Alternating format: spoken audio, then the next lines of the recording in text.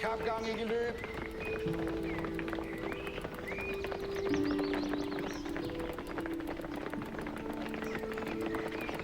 Strakte ben, kom.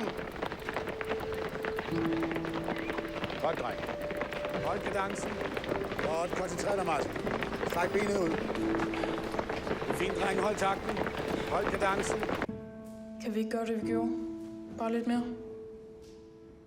Ikke nu vel. Ikke her, Martin. Jeg tænkte også på, at vi ikke kunne gøre det i aften.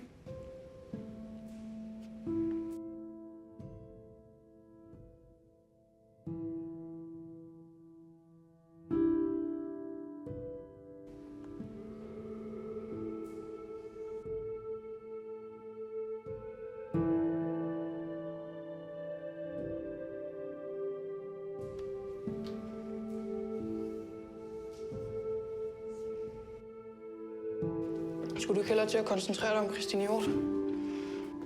Vi kommer ikke sammen endnu. Så måske kunne vi to øve os først. Og hvad betyder konfirmation? At sige ja.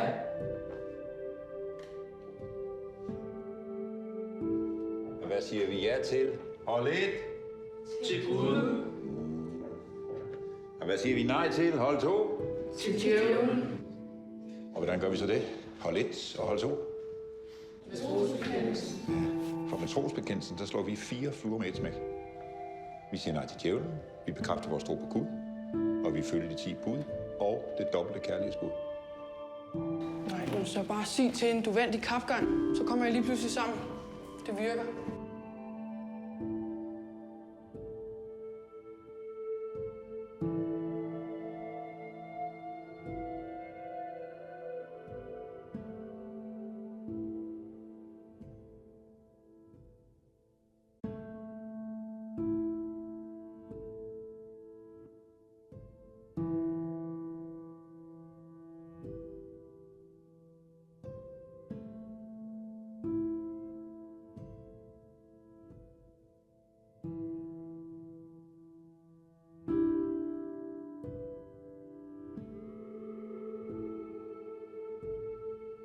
Sammen bekende vor kristne tro.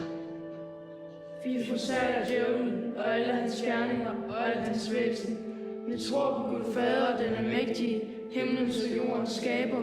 Vi tror på Jesus Kristus, hans enbårne søn, vor Herre, som er undfanget med Helligånden, korsfæstet, død og begravet, nedfaret til dødsriget, tredje dag opstanden fra de døde, opfaret til himmels, siddende ved Gud Faders den almægtiges højre.